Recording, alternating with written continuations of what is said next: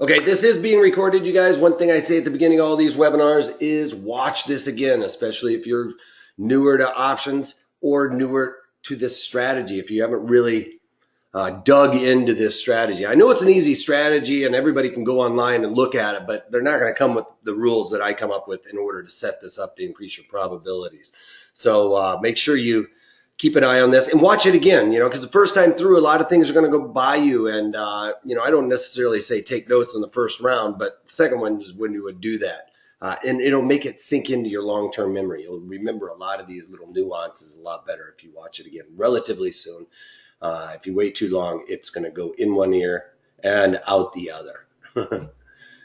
You left Chicago for that? Yes, I left Chicago for the cold weather. Uh, in Arizona, I guess. All right, so this is still option strategies for beginners to intermediates, but the further we get along in this, it's becoming more intermediate, okay? And then we're going to get into the intermediate to advanced going on later on, and then on to advanced strategies. But we're still in the beginner to intermediate here, and this is with the long butterfly. If I can get my thing to change here. The long butterfly, and specifically the long call butterfly, which we'll talk about here a little bit more in a second. Let me get a couple of things out of the way. My name is Eric Wilkinson. Some of you guys may recognize me from CNBC, Fox Business, or even the Wall Street Journal for my commentary on everything from economic to geopolitical and market analysis. I started trading my own money in college and graduated with a finance degree, moved to Chicago, started out as a runner, one of these guys running around in the background, and then sold all my stocks, bought my badge, and jumped into the pit and started trading then. So basically, since college, I've been trading my own money, here and there. So whether it's from a discount broker to the pits to now on the screen. So I've been over 25 years doing this. And I'm not going to tell you I'm going to make you rich or make you a millionaire, but I am going to show you how to increase your probabilities of profit in order to be successful in trading options. And I've traded in that time everything from stocks, financial futures, commodity futures, and currencies, and even options on all of these products, basically in all market conditions. So traded through almost everything except for in the 80s. It was the only time I wasn't really trading. Disclaimer says any opinions, news, research, and analysis or other information contained here or material provided by ProTrader Strategies and associated companies is for general commentary, does not constitute investment advice or solicitation to buy or sell any of these securities or strategies. The reason why is because I don't know your guys' personal circumstances, as it says here. And I don't know what your risk parameters are. I don't know what's in your portfolio. So there's no way I could possibly come out there and say, you guys need to go out there and put this stock with this strategy in your portfolio. It does not make sense for me to do that. The reason why is because I have no idea if it's appropriate. So make sure when we're teaching these things, you go through these steps that I'm going to teach you to figure out whether or not it's appropriate for your risk parameters and or your portfolio. All right.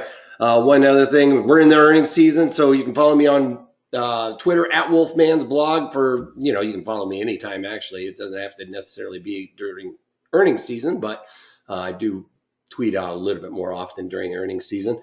And you can follow our parent company at ProTrader Strat. All right, like I mentioned, this is the long call butterfly. A couple of things we need to have: a market assumption. The market movement should be inside those wings. So you can play around with these wings. Like if you think it's going to stick around right where it's trading, pretty close to where maybe it's going to settle into a sideways trend here, which is what we really want. But you're a little worried about maybe the wings. You can kind of adjust those wings a little bit to make sure it is within your range that you think this is going to trade in. All right, one way to set it up is basically to add a long call spread to a short call spread. Pretty easy, right? We're doing a long call spread and a short call spread. So the long call spread is bullish, bear call spread is bearish, and they basically kind of counteract each other. That's what makes you a market neutral assumption, right? Another easy way to look at this is to just build it out with buying a long in the money call, selling two at the money calls, and then buying one out of the money call. Now, how do we set this up? I mean, this seems pretty simple. This is what you're going to find online for sure, something like this where they're going to tell you this is how you do a long call butterfly. Or maybe they'll say, hey, you know, you basically do a long call spread and a short call spread, either one of those. But one of the things that I have as a rule of thumb with this particular strategy is if it's a $50 stock, usually it's going to work out if we have high implied volatility where we can get $3 wide wings. So for instance, if it's a $50 stock, let's just say it's trading at 50, we're going to be doing the 47, 50, 53 call butterfly. The other thing is we go up to $100. We're basically going to make these wings $5 wide. So it'd be like the 95, 100, 105. If it's a $200 stock, you're basically going to move that out to $10 wide, okay? And so on and so forth. So that's kind of the rule of thumb to look for when you're flipping through the stocks. $50 stock, you know, I'd say $2.50 wide probably, but they aren't going to have 50-cent increments usually on that $50 stock. So $3 wide, $100, $5 wide. Pretty simple. $200 stock, $10 wide. So just kind of increase it like that. All right, so keys to success, picking the right environment. Okay, so one of the first things, kind of switched, I know a few of you guys have been attending a few of my webinars. I've switched around these keys to success because I wanted to make it more of an order, a process when you're going through this. So picking the right environment. If you're looking at a particular underlying, you need to know what environment's around it before you can start narrowing down what type of strategy. So that's why I've moved this one up a little bit further in this list as a checklist to go through when you're doing it. So picking the right environment. For this one, we want higher implied volatility with a long call butterfly. And why do we want a high implied volatility? Because that is going to allow us to pay less for this strategy. So we want high implied volatility. We don't want to pay a lot. It's a low probability strategy, so we don't want to risk a lot in order to capture more reward, right? If you have a low probability strategy, you should be able to risk less to reap a bigger reward. On a high probability strategy, you're going to have to risk some for less reward, okay? Which is just the nature of the beast. It's the yin and the yang of options. So picking the right environment, we want high implied volatility, something above 50, which is going to be easy to find, or not necessarily easy to find anymore. And we're going to talk about some of this stuff in order to how to predict what implied volatility percent is now and going in the future. So do you mean, yeah, I do mean high implied volatility percent. High implied volatility percent. I don't know if I misspoke there, but yeah, we want high IV for the particular underlying that we're trading. Something above 50. All right, picking the right underlying. So we found our stock that we have a high implied volatility, picking the right underlying. We think this stock might work. Well, how do we determine whether or not it's the right underlying? This has to do with the options montage and how tightly priced that option montage is. I see your question. Give me 1 second here and I'll finish it up right after this. So the option montage, let's pull this down. We want tight bid ask in each of these months. And one of the things I look at is I go to the one that is closest monthly to expiration, somewhere close to 30 some odd days. Is usually the best. That's one where most people are trading. And then, for instance, with this, we have a $300 stock. My rule of thumb with any stock over $100, move the decimal point 3 ticks to the left. That's 35 cents. So these bid to offer should be inside of 35 cents. And you can see Tesla's like 20 cents here, 25 cents here, things of that nature. So that is inside of that rule. That makes this underlying appropriate if it had all the other things as well. So on something like Procter & Gamble, any stock under $100, we're looking at 10 cents wide bid to the ask. That makes it appropriate options underlying to trade. And as you can see here, 10 cents wide is my rule of thumb. You can see these are well inside of 10 cents. $100 stock, say UPS, move it 3 decimal places to the left, we have 10 cents wide. These should be inside of 10 cents wide, which you can see they are. All right. Lost audio. Has anybody else lost audio? Tom's saying he lost audio.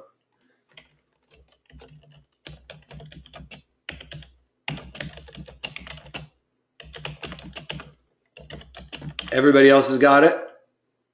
Audio is good. Okay, good. All right, I'll just type in something. All right, everybody's back on. Okay, Tom, you got back on. All right, good enough. If you ever have a problem, just kind of log off, log back in. We're close to capacity, but I don't know if we're going to reach it necessarily today. With the stock making yearly lows be good candidates for this strategy? You know, it could be, but you want it to kind of settle down. You really want it to trade sideways. And if something's making a new low, you have to worry about people panicking to get out and it kind of outpacing. So it all is going to come down to your assumption of what this market's going to do. I'll give you some examples of what I look for to see these things settle down. But it's going to really be up to you guys to kind of decide whether or not your market assumption is correct for this strategy. And this would be a neutral market assumption is what we're looking for. So that's really the answer. I can't tell you exactly when is the right time to put on a market neutral strategy. It really has to come down to what your market assumption is and kind of the way you're feeling it out. Okay. All right. So everybody got the picking the right underlying. Tight bid ask. Anything under $100, 10 cents wide. Anything over $100, move the decimal 3 points to the left, and that's how wide those bid asks should be. Okay. If you're short the at the money, are you going to be assigned right away? Caesar, you're probably not. I like to get out of these strategies before 7 days to expiration for that reason. I don't want to be assigned. Generally speaking, people don't assign you those stocks right away. But remember, it's a defined risk strategy, so you have the other options to protect that. So you can always assign somebody else if they stuck that to you. But I try and get out of these well before 7 days to expiration. That's one of my rules with just about any strategy. I don't like to be in that last 7 days. There's a lot of things that are going on in there.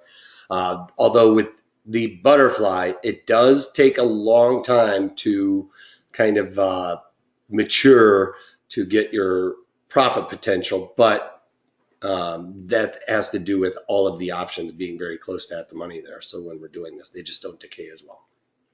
Okay. All right. So picking the right duration. I mentioned this. Well, you know, usually anytime we do anything for a debit, we'd like to get really far out here. But remember, this is a low probability strategy. We're kind of trying to nail the number here. And the other thing is the more this decays, the more profit we're going to have. So as long as it stays pretty close. So we kind of want to take advantage of this right here. So we want to be inside of 35 days. Okay. So with this long call butterfly, it's a little bit of a kicker here. We want, even though we're paying a debit, we want a shorter duration for it in order to increase our probabilities of success here. All right, picking the right strikes. I mentioned this earlier. Basically, you know, with a $50 stock, we're going $3 wide, $100 stock, $5 wide. That's a starting point, right? Now, picking the right strikes. We want to know, I mentioned volatility in here. We want a high implied volatility. It pumps up those premiums, allows us to pay less for this strategy. Picking the right strikes. Basically, what we're going to try and do here is risk less. So 1-to-1, risking one. So a $5 wide would be you're paying $2.50 to make $2.50, right? You paid $2.50 on a $5 wide. You're trying to reap $2.50. With this one, I like to have it be somewhere, you know, like a 1-to-2 relationship where I'm risking, let's say on a $3 wide, I'm risking $1 to make the other $2, or a total of $3, which would be risking 1 to make 2, right? Or on a $5 wide, we're going to be looking at like $1, you know, 50 or something like that. So we're going to try and make it so we can risk 1 to make 2 additional in a sense, right? And I'll show you how to set that all up in a minute. And then finally, knowing our exit strategy before entering the trade.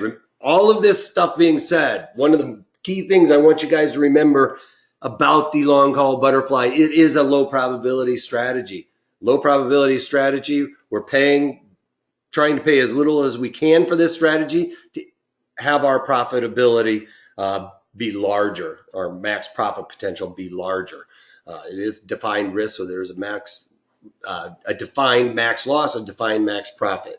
But with this, I like to look at it with a low probability strategy. If we get a really good deal on it, we're going to basically take 2 times the debit paid. So if I, in that one example, I paid $1.50 for a $5 wide strategy, I'm going to be looking to get out at around $3. I'm not looking to ride this into the sunset and make the full max profit on it. I'm looking to either kind of shoot for 2 times the debit paid or 25% of my max profit. So in that example, the max profit's $5. And let's just say we paid $2.50. We'd be getting out when that $2.50 went to like $2.65. So if you're paying a little less, then I usually try and double it. So if I'm getting a really good deal, risking 1 to make 2 in a sense, that's when I'm going to try and get 2 times my debit paid or somewhere close to that. Another way to look at it on a low probability strategy is, your premium increases by 25%, get out of it. Does that make sense? 2 options here. But one thing I talk about, and we're actually going to work on something where I can get an Excel spreadsheet out to you guys, because I've been touting it out a lot that, every time you're doing these before you put on the strategy, or when you're putting on a strategy or any type of trade, write it down what you were thinking at that time, because believe it or not, in a couple of weeks, you're not going to exactly remember why you put it on. And those notes will help you in the future to kind of get your bearings, and it's going to keep you mechanical. It's going to keep you from panicking a lot of times. So one of the major thing is we write down why we got in it, what our strikes were, what the environment was, all these different things, and what our exit is, where we plan to get out. If it goes up and touches a certain level, or something like that happens, this is a defined risk strategy, so I'm probably going to write it out if it becomes a loser. That'll be the only time I really write it out into the sunset, waiting for it to come back. But that's on a loser. But on a winner, I'm going to be looking at getting 2 times the debit paid or 25% of my max profit. I'll write that down on a piece of paper, because if you just keep it in your head where you want to get out, guess what happens? That time arises and you go, I'm going to kind of squeeze this out, and it's going to probably be a 50-50 chance whether you did well on it or you lost on it, when you're trying to squeeze it out. But I will tell you, the times that you lose money on those trying to squeeze it out is going to be much more painful than the times that you actually squeeze a couple extra nickels out of a trade, trying to write it out a little bit more. So write down that exit strategy and stick to it. When it happens, don't second guess yourself. That's what you said you were going to do. Stick with it. All right. Do you care about the direction of the stock? Yes, we want the direction of the stock to be trading sideways. Like, if it didn't trade a penny above or below where it was trading when I put this strategy on, I'd be a happy camper. That's not going to happen, but in a perfect world, that's what you would want to happen. But we want this to trade in a very tight range, that we don't want it to go outside our wings, to be quite honest. All right, so the max loss is any premium paid. Anytime you pay a premium for any strategy, I don't care what it is, the premium you paid is what your max loss is. Max profit is going to be that in the money call minus the at the money call minus the premium paid. So basically the width of the wings, the wing to the base. If you guys, we talked about your, let me get a pen out here. You're buying one, and I'm talking about the wings and stuff like that, and I usually kind of throw this out there. But the way we used to write up a butterfly on the floor, the way that this name basically came into fruition is basically you have an option up here, you have 2 options here, and then you have one option here, right? So basically the idea is this is the butterfly. These are the wings. These are the wings here, and this is the base of the butterfly. So if you hear me talking about the wings, that's what I'm talking about, the outside ones. So basically it's the width of the spread, you know, that $5 wide in our example, we paid $1.50. Our max profit is $3.50, right? Because our in the money strike, we were talking about it being the 95 calls. The at the money is the 100 calls, and we paid $1.50. So the 95 minus 100, $5 minus premium paid is $3.50. Probably should, so it's not negative, have that be first so we don't get a negative number. But you guys get my drift, right? I'm not trying to come up with a negative number here. Basically, it really should be the 100 calls minus the 95 calls. Minus the 95 calls gives you the $5 minus the $1.50, right? Gives us $3.50. That makes sense for you guys? Yes, this will give you a negative number, but the way I have it written up, that's not necessarily what we're looking for. Limit on what you pay. Yes, I will not, for a $5 wide, I'm not going to pay more than $2.50. I am never going to pay more than 50% of the width of this. I'll talk about it here a little bit more in a minute. Believe it or not, the more you pay for this strategy, the higher probability of success you have. The less you pay, the less likely you are to be successful in that. But it's a low probability. The best probabilities you're going to get out of it is basically 50-50, and that's when you're trading $2.50. So very low probability strategy, but there is a potential for a nice little payoff. All right, our break even is going to have basically two different break evens. It's our out of the money call minus the net premium paid.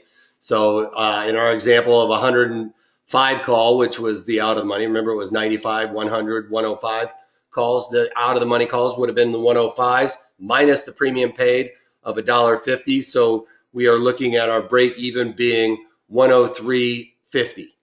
Then our in the other side break even, because it could go in either direction, right? That's why we have two break evens. They can't both be hit at the same time, but one could be hit and then the other could be hit later on. So you do have two spots for break even, the in the money call plus the premium paid. In this example, we were talking about the 95 calls were in the money plus $1.50. So our break even is 96.50. That makes sense? Unbalanced flies can be done for a credit. Yes, they can, Tom. And I'm going to be talking about those later on down the road. It's just I feel a little bit more towards the intermediate rather than the beginner. So I wanted to start out with some basic strategies, and then we're gonna play around with these and do broken wing butterflies as well, Tom. So stick around for those because I like the broken wing butterflies a little bit better actually. Sorry about that. How do you determine to pick the strike? Tony, did I answer that question already? I think I did. I saw your question come up and tried to answer it at the same time. Should you just let the butterfly to expire if the are out of the money strike? If it goes outside of our wings, I just let it expire, yes. Because there is a chance for it to come back. And if it's going outside my wings, I'm probably already looking at that loss, or maybe an extra quarter loss. If I paid $1.50, maybe it's trading a quarter. And to me, for that quarter, I'd just rather let it ride out. All right. So now this is the time where I throw it out to you guys. Let's start throwing some stocks in the questions box, and we will try and find a strategy for us to play around with. For this strategy. So we want something. Okay, so one thing I was talking about with the high implied volatility percent. Right here, IV percentile, 52% for UPS. That would fit the rule. One thing we're going to need to know going forward, Angela, blowing me up. Okay, I got a bunch of them. Those are some good ones too. I'll take a look at those. All right, so one thing to note with the the IV, the volatility, implied volatility. Throw that down there also. You can figure it out yourself. One thing I do is have the implied volatility percent over here. So I can just do a quick scan of anything above 50. Now look, it's not a lot above 50. A couple of weeks ago, everything was above 100, or was 100 at least. But right now, we're starting to see them be in the 50s. But look what's happened with volatility. We're seeing volatility higher than we've seen it in the last 52 weeks. And that has to do with all of the things that's happened in the market, right? But this is going to be something that sticks with us for the next year, because it's going to come into our calculations.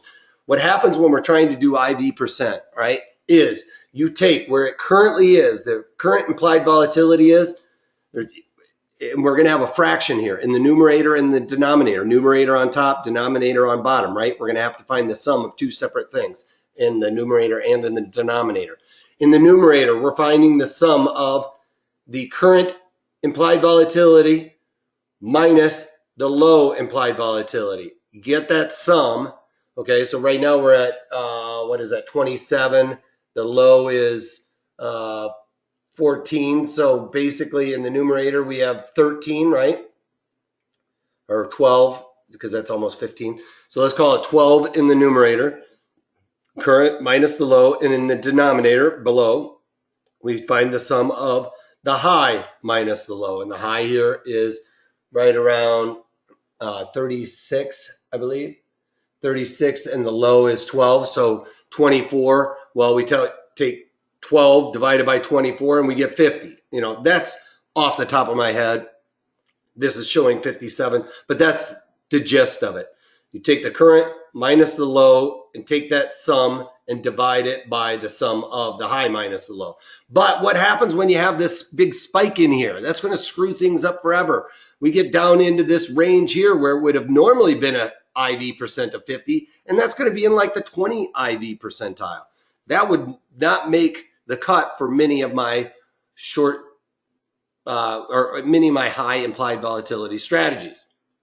So going forward, now I'm not saying right now, but let's say 3-4 months down the road when we're still looking at this, and implied volatility is right here, maybe even at the top, but it's still saying it's like a 30 IV percent, but you're looking at, man, that's really high except for that 1 month where we got that spike in volatility. Well, what I'm going to tell you is discount it. It's kind of like a diver score, or when we're in the Olympics, we're looking at maybe the figure skating scores, right? What do? They drop the high and they drop the low, the outliers. Okay, it's kind of a similar situation here, is when we get these massive outliers that probably aren't going to happen for another 2-3 years, we're going to start needing to discount that as a real number. Now, if we start staying at high implied volatility, that's a different situation. But I'm just saying, if it comes down to 6 months, 3-4 months, 6 months down the road, we're seeing volatility down here quite a bit, we're going to try and just discount that. And what you do is you just basically go, okay, now this is the high, 23 minus the low divided by, okay, I'm sorry, this is the current, wherever the current IV is, make this the high in the denominator. Does that make sense for everybody? This is percentile. I don't know what the other one is. All right, so I think I saw somebody else had a question. Had to join late. See, is this being recorded? Yes, this is being recorded, and we'll try and be getting this sent back out to you guys later on this evening or tomorrow. Earnings can generate some really high IV. Tom, you're absolutely right.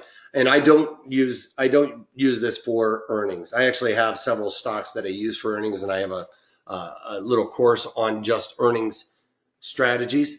This isn't one of those, because usually it's hard to get a stock to just kind of plug right after, stick right where it was the day before after an earnings. That almost never happens. So this strategy, we want neutral, so we don't want it to move. Therefore, it's not going to make the cut for earnings, and it's a low probability strategy. So you want a boring stock that has high implied volatility, and playing around with that. So just remember that that's something to write down.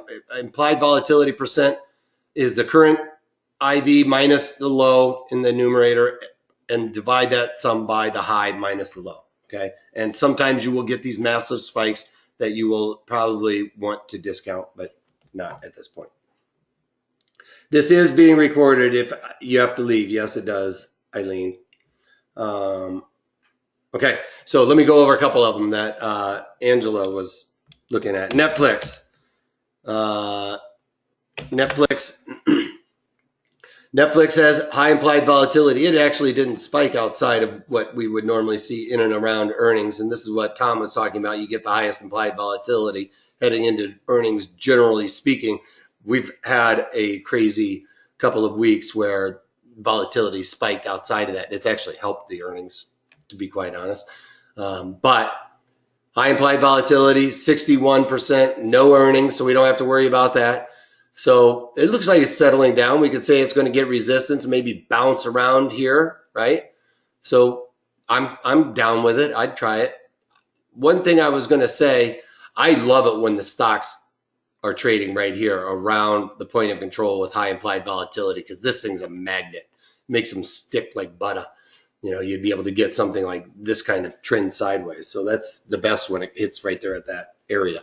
But I'm willing to go with it. So Netflix, we got high implied volatility. We got the environment we want. We got the market sideways assumption, right? It's kind of consolidating there. I don't really want to go out, 56 days for this strategy. So less than 35 days. This is getting inside of where I don't really like to do this, like selling option strategies. But for this strategy, I think it'll work. We've already determined with Netflix, we are inside of our rule of thumb, 28 cents. Move it 3 ticks to the left, right, 28 cents. We're inside of that, so we're good. Now, what we want to do is find the closest to the at the money. It's 285. It should be at 285 calls here. So as simple as this, we're going to sell these two. We're going to sell these twice, right? Sell those twice, so we got 20, and then it's a $200 stock, so I'm going to test the $5 first. You can go to the $10 as well, but I'm going to look at the $5 wides right now, and then we can always expand it out just to see what we're getting here. So we got a $5 wide. It's very low probability of success, but a $5 wide, and we're paying 50 cents. I'd probably widen these out a little bit to increase my probabilities. Now, here's how you figure out what your probability of success is with this strategy. With the butterfly, what you do is you take what you paid and divide it by the width of the spread. So $5 wide, we're paying 50 cents. Divide that by $5, and we get a 10% probability of success. Okay? So that's how you could, somebody's asking about like changing this over to butterfly and doing it that way. You could. The problem is like with this one, it's going to be the $2.50 wide butterfly, and I want to build it out myself. So I just do it myself. I build almost every strategy out myself, and if you're not used to doing that, basically you just you want to sell those, hold down the control button. That's why you're getting all this, because I'm holding up the control button, and then buy the wings by continuing to hold down on the control button. All right, so this being a little bit wider, I'm going to go, or a little bit higher flying stock, I'm going to go a little bit wider, go to the 75 and the 85. Oops, sorry, 95 I wanted. So the 95. So remember what I was talking about. We got $10 wides now, $2. So we're risking 1 to make close to 3, right? 2. So let's just say it's $2. It's $10 wide. We're risking 1 to make over 5.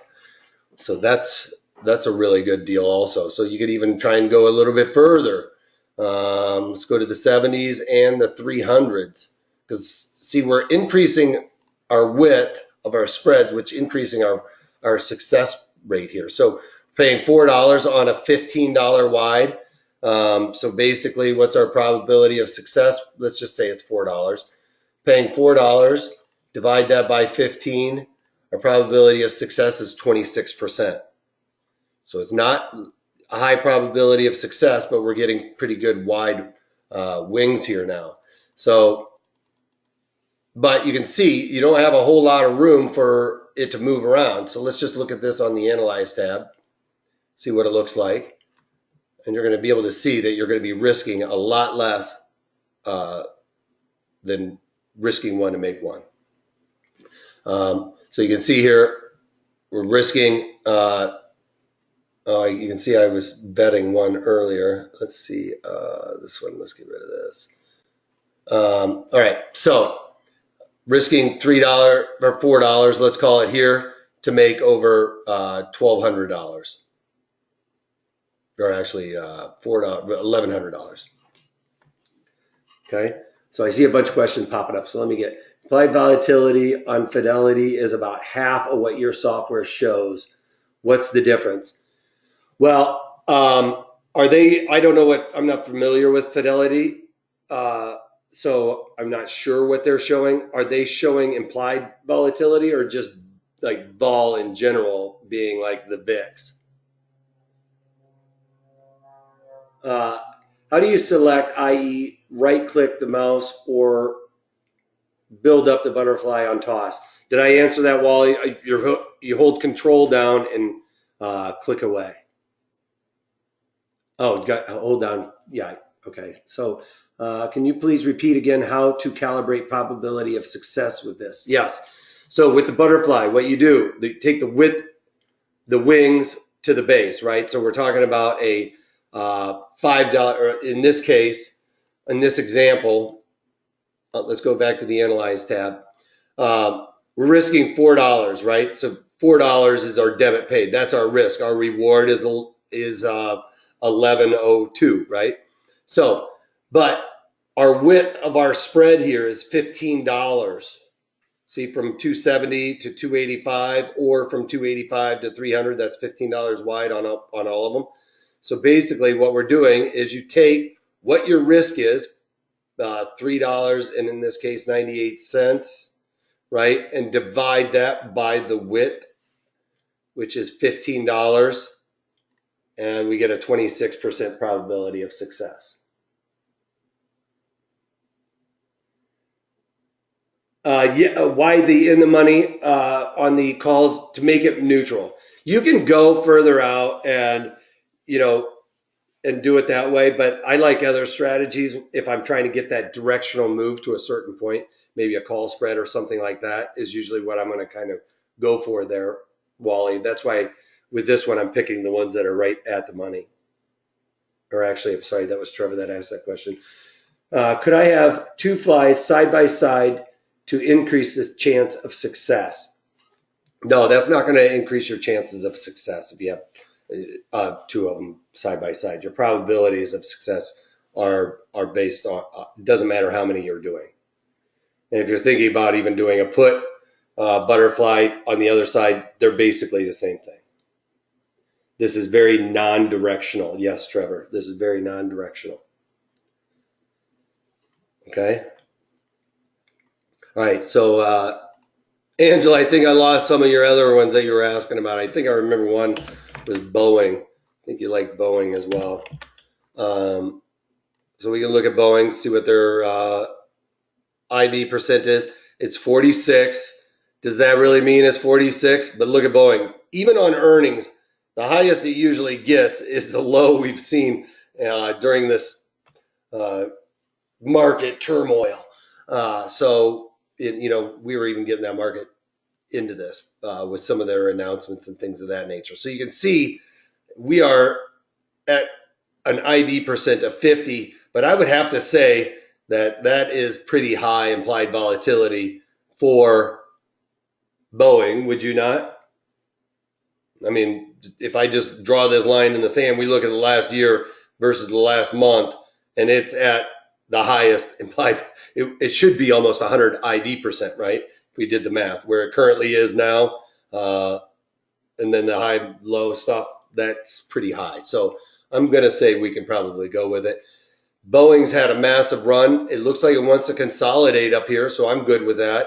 I don't think they have any news coming out. They've had their earnings, so I would be good with this.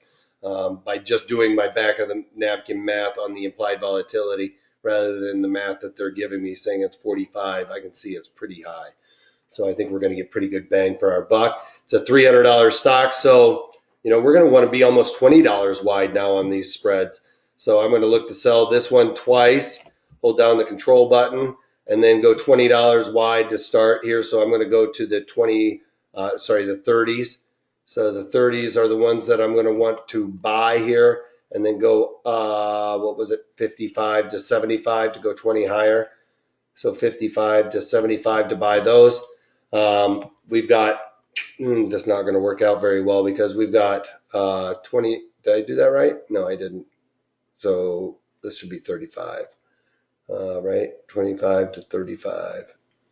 That looks a lot better. So we've got $20 wide. So $20 wide, and we're doing $17. So we're very close to being able to risk one to make two, right? Because on the other side of it, to get, $13 is our max profit on this. So $7 to make 13. That's close, pretty close. Risk one to make two. I would be willing to play around with that, and we'll look at the market profile to see, or the analyze tab to see what the risk reward looks like. We're risking $730 to make $1,300. So in line with that, being able to risk one to make two. But again, we can figure out what our probability of success with this is. It's going to be a little bit higher, I believe. So $7.30, just because we're paying more of that width divided by 20. So a 36% probability of success. So remember what I said, the more you pay in relation to the width of those spreads. So you get closer to, if we had, in this example, if we were paying $10 divided by the $20, you get a 50% probability of success. $15 divided by, if you paid $15 divided by that 20, you got a 75% probability of success. But you're paying way too much for this strategy for the risk reward then at that point. Upside, would you consider buying a call? Trevor, with this one, when I pay a debit for something like this, I'm trying to pay so little for it. I'm looking for the bigger payout. It's kind of like, I usually say I'm playing for singles and doubles, maybe sometimes triples. This one, I'm swinging for a triple on this one. Not swinging for a home run because that would be taking it into the sunset to try and get that full max profit. But I'm swinging pretty hard with this one. So I'm either striking out or I'm going to get a nice hit. Does that make sense? All right, cool. And I'm not going to have a chance to get to all of yours, Angela. So I'm going to look at another one, was Amgen, that I was looking at for this strategy. And the reason why is because Amgen's been kind of consolidating for a while. They don't have any earnings. I'm looking at Boeing.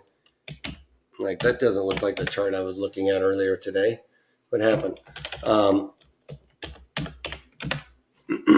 So it's been trying to consolidate inside of this area, right? So it's tested the outer boundaries. It's kind of stuck in here. I think it's going to kind of want to trickle back down closer to this point of control. It may test this, but I believe that Amgen's going to just trade sideways. It's a very boring stock between earnings. As you can see, it does that here. It did it here for a while. It's kind of done it here. So I expect it to kind of settle down now that we've had this volatility. And I'm kind of looking at it to trade sideways for a little bit. Yes, I will, Farshed. I'll mention the exit strategy in just a second if I forget. Remind me. What is the max debit you would pay for the max debit I would pay for a long call butterfly is 50% the width of the wings. I want to pay less than that. And in a perfect world, it's never a perfect world, but I'd like it to be like risk one to make two or risk one to make five is a great one. But if you're risking one to make five, you really have to nail the number. I mean, it's like pin the tail on the donkey. There's not much room for error.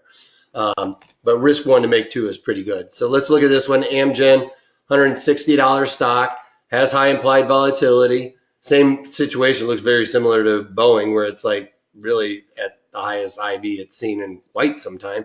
So I'm still good with that, even though it's just above 50 IV%. So let's look at Amgen for a trade. We're going to go with these like 21 days here. Bid to ask, we're looking at $18, 118 cents wide from the bid to the ask. It's a little bit stretched on some of these, but generally speaking, it is inside of even 10 cents. So I'm going to say that fits my rule just from history on Fridays after the close. It gets kind of wider. So Amgen fits my bill.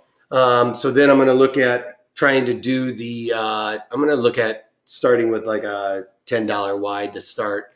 So sell two of the, wait, where are we at? One, so what, it's kind of a pick 'em. If you're a little bit more bullish on it, maybe pick the 87s. I'm going to go with the 85s here, or 87 and a half. I'm going to go with the 85s though. So sell those twice, control $10, or what did I say? I was going to go $10. $10 wide. Buy that one, and then we did the 85, so $10 higher than the 85s of the 95. So we're buying. Why didn't you buy those? My computer is doing something funny here right now. So let's just make sure I did it right. The 75 to 85 to the 95. All right, so we've got that down, and we're paying $3.40 for that for a 15 or $10 wide. So pretty close to risking one, right, to make two. As a matter of fact, 7, yeah, it's pretty close. So I'm good with that. That's about as good as we can get. You know, you can play around with these, but I did earlier, believe it or not, because I vetted this. And this is about the best scenario here. So let's look at it on the analyze the trade. As you can see where it's currently trading, we really kind of need it to go a little bit now down to nail that number. Because we're picking those 185 strikes, but anywhere in here we're going to have pretty good. So we're risking $3.40, right? We paid $3.40. What's our probability of success? $3.40. There's a decimal in there, Wolfman. $3.42. Divide that by $10 wide. Probability of success is 34%, pretty low, but we got a nice payout if we're right.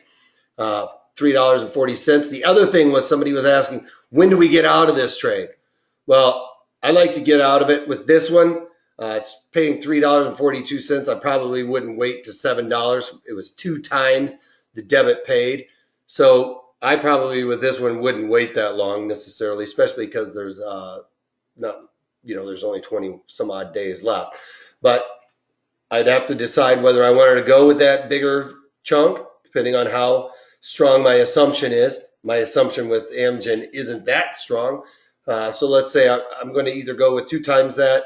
So it'd be, $3.40. That decimal is killing me. Times 2. So we'd be getting out close to $7. Or you can say an increase of 25%. So we paid $3.42. You can find your happy medium here too. So how do we get that increase of 25%? Well, the easiest way to do it is multiply it times 1.25. The 1 just gets that original back in there. So at $4.27 is probably where I'm going to look it up. All right. Yeah, so looking for, risk 1 to make 2, or yeah, you could say it's a 3-to-1 risk because you're really making that extra money. But I always look at it as risking 1, $3.50 to make 2, which would be $7 or something. So kind of figure that out. I usually lean for collecting less with this strategy because the probabilities of success are less. That makes sense? And the less I pay, I'm probably going to be leaning towards the doubling. The more I pay, I'm going to be leaning towards the 25%. Pretty simple. Does anybody else have any other questions real quick? And if you asked a question and I didn't answer it, it's only because I was getting a bunch of stuff. So if you had a question and I didn't answer it, I'm not trying to avoid you. It's just that I missed it completely. I'm a one-man show. All right. All right. Should we be short delta when opening this trade? Well, in a sense, that's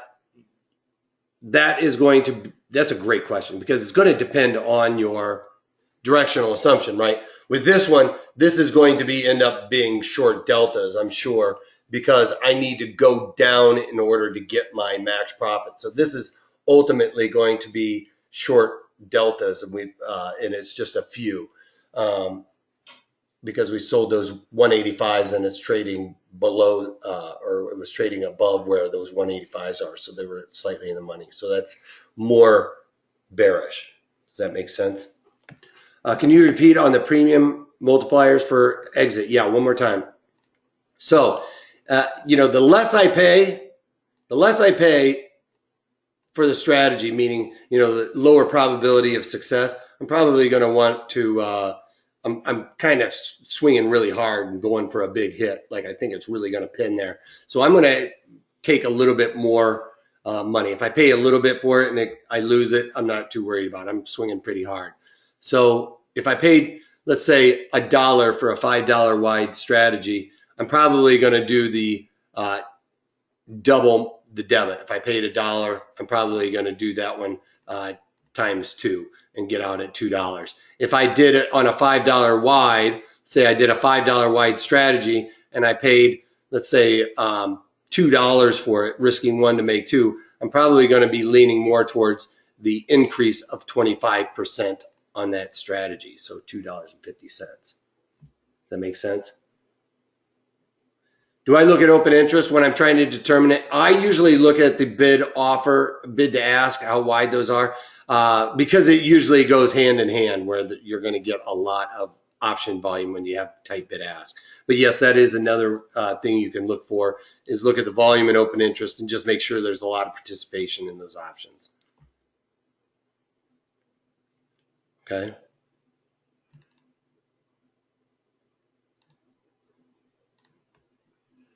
All right. Do you do directional flies? If so, how would you change the strikes for the directional flies? I don't usually do directional flies. I usually do flies for market neutral assumptions. If I'm doing a directional fly, I'm going to break the wing on it and do a broken wing. If I'm like worried about, if you're with this butterfly, okay, and you're doing this long call butterfly, and you're looking at it and you're like, hey, I like this. I think it's going to stick right here, but I'm really worried about the upside, and say like MGen. It's right there at the top. If we break through here, it's going to probably pop, right? Well, if you are under that assumption, I would go to the broken wing. If you're worried about any one direction or the other, okay, like you're wanting to protect that side, then I would go to the broken wing. That's going to be my only directional assumption there. If I have more of a directional move, thinking this market's going to move higher or lower, then there's other strategies out there that are better suited for that type of market assumption with high implied volatility. So check out some of those webinars for that. Like, selling puts. If I was bullish in Amgen and a high implied volatility, I'd probably sell puts. Okay. Do you close as a butterfly? Yes, I do. I do not try and leg out of it. If I were on the floor, trading on the floor back in the day, I always would leg out of stuff. But anymore, you're going to probably leg out better 50% of the time and leg out worse 50% of the time. But the 50% of the time you're legging out worse is going to be more costly than the times that you legged out better. Okay? That makes sense? Are you using any stop loss in this strategy? No, Manny, I'm not, because I'm paying so little for it. If it goes outside of my wings, I'm just going to let it ride, because I know how much I've risked and how much my reward is. I'm just going to be willing to take that risk, because it might come up there. It might come up and come back down. You might go outside of my wings and come back down. It's happened a lot where it'll do that, because these, your loss area is so tight to where it's trading. It is inevitably going to go outside of the wings and come back and forth, in and out. So I'm going to let it ride out, play it out. Oh, we do. Okay, yeah, answered everybody's questions. All right, guys. So we're doing this again this week. This is going to be what we don't offer this one very often, so I would say obviously take advantage of this. It's 2 months for the price of one for 97 bucks. You get a lot with this, you guys. And you guys see how I teach. I teach about the probabilities. That's the most important thing to look at, you guys, is knowing your probabilities, because that determines your strategy. But you also get the daily market commentaries with this. And my daily market commentaries, you guys, I go over every single trade that I do when I get into them, what I paid for them, when I get out of them, and you know, what the profit and loss was. Basically, I can't say what the profit and loss is. That's up to you guys to figure that out. But I'll tell you what, you know, I either, you know, collected a credit for and where I got out, and then or what I paid to debit for and where I got out. I'll tell you those numbers and exactly what my strikes are. But I can't tell you my P&L. I don't know why that is. That's just a quirky SEC thing. But so you can follow along with me daily. I go over the earnings and geopolitical stuff also in these daily market commentaries. I try and keep them pretty quick, but sometimes I run a little long, as I do with the webinars as well. You also get well over, there's almost 100 in there, I think, or there's over 100 online training course workshops now, and the lesson videos. Also, you also get the archives. So there's a lot going on here. These lesson videos are a little bit shorter, so you like 15-20 minute recaps of the strategy, just kind of give you a little quick refresher if you don't want to go through the whole hour. But at the end of the day, you guys, I teach probabilities. I know you can go online and find out how to do a long call butterfly, but they aren't going to teach you strike location. They aren't going to teach you probabilities like I have with those little shortcuts on figuring out your probabilities of success, where you should select your strikes, what's going to give you the highest bang for your buck. All of those things I teach in every single option strategy. So really important to get that stuff down to take advantage of that. And I know you guys are already learning. That's the best thing you can do for your options knowledge. Just keep learning, you guys, constantly. Oh, sorry, you guys, I threw this URL right here. You can pause this if you're watching this on tape delay and type this into your URL, or in the chat window. We've been going back and forth in the questions box. The chat window has the link that you can hit that as a hot button to get to this. It'll work out real quick. So at the end of the day, you guys, if you're trading technicals or just throwing a strategy out there willy-nilly without going through my rules, you're not going to be as successful as if you are trading with the probabilities and becoming more mechanical. You know, better way to stay ahead in the game. Anyone can teach you guys how to build this. Like I said, I teach how to trade the probabilities when the probabilities have gone against us, and how to stay in that trade, when you should dump it and when you should stay in it. All right. So when you're trading with the right tools in the right situation, you guys are going to be more productive state of mind, put on more strategies, which increases your opportunities, or which creates more opportunities, ultimately increasing your confidence. All right. And that's a great place to be, when you can be confident trading and, being able to sleep at night, right? So if you learned anything at all from me today, you guys should really take advantage of this knowledge that you're going to be able to learn here. And what do you say? Go ahead and click on that chat window link and get yours set up straight away. I see some people throwing some questions out there, so I'll answer those in just 1 second. But one thing I want to do is thank you guys all. Later webinars, I'm going to be drilling on option components, how I trade options, when and where I find them appropriate. You can also use this link, pause. It's not a hot button either. The only hot button we got is in that chat window right now.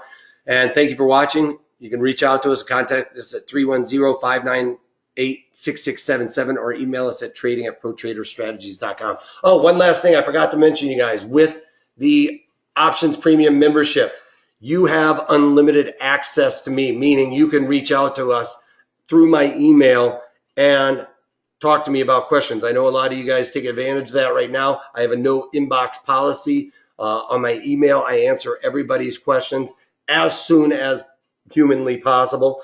I try to get that out to you, and if I can't answer you in an email, because it's going to be a book, then we'll figure out a way to talk about this on the phone or something. So that is huge. You can text me or email me, and I will be there to help mentor you through those things. That's the major thing in here that we aren't really mentioning, is that you get with that.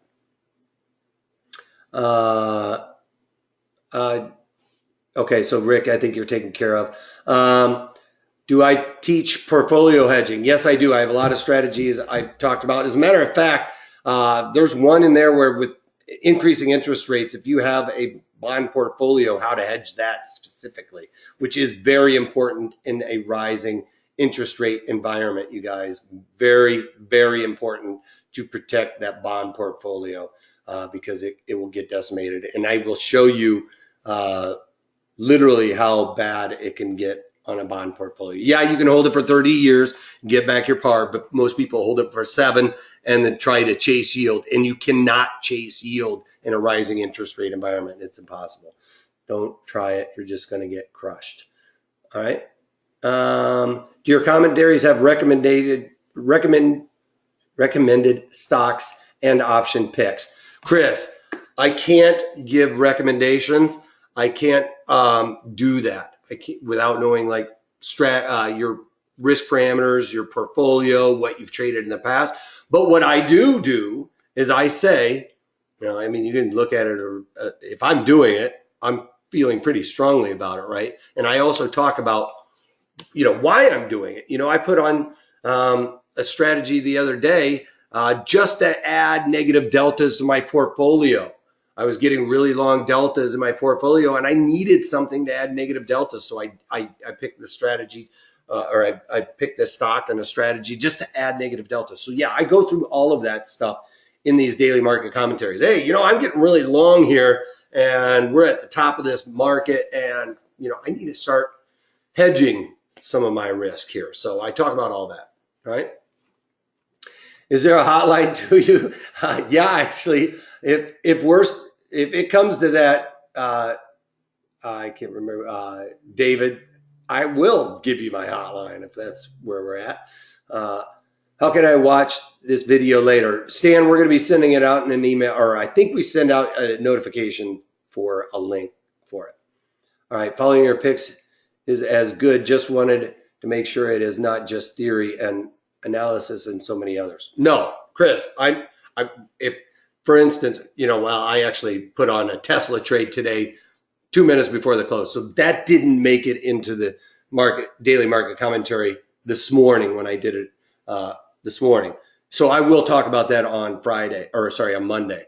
But I'm going to say, hey, this is where I put it on. I paid $11, and I think it was $11.50 for a 2-year put. I never do that, but I'm just so fed up with Tesla. I decided I'm doing it. But so that didn't make it in the daily market commentary. But all the other things did when I was covering trades. And if I have for instance, Procter & Gamble I got out of today. I hadn't gotten out of it before the daily market commentary, but I had a working order in there, and I talked about it. This is where I'm trying to get out of it.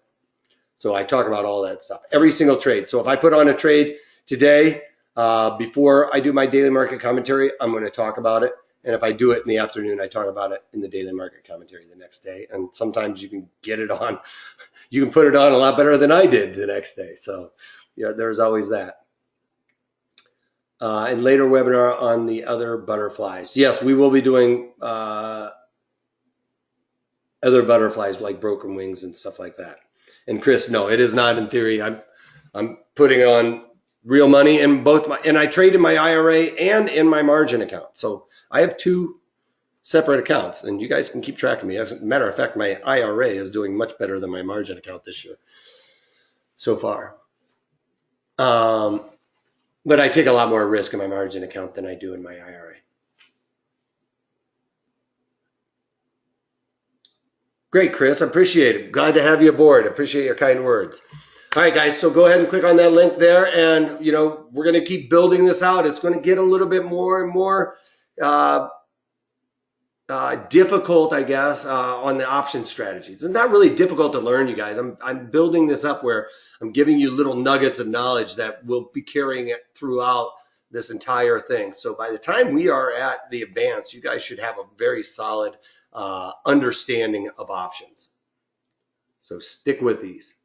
Would you flip the butterfly, i.e. buy 2 calls at the money? And that would be yes. Well, we'll be talking about that one pretty soon. Sometimes we'll flip this butterfly on our head and it'll be a short call butterfly. And I will be talking about that one a little bit later on because it is a credit spread and has a higher risk and things that there's a lot of reasons why I have that a little bit further down the road. Explain it from the call side, because a lot of people I try and explain the call side first, then kind of go to the put side because puts can kind of confuse people sometimes. So it's easier to grasp the calls for a lot of people, and then we'll twist it up a little bit with the puts. All right. All right. That's about it, guys. That's all I got for you guys today. If you can't take that, take it easy. Take care, you guys.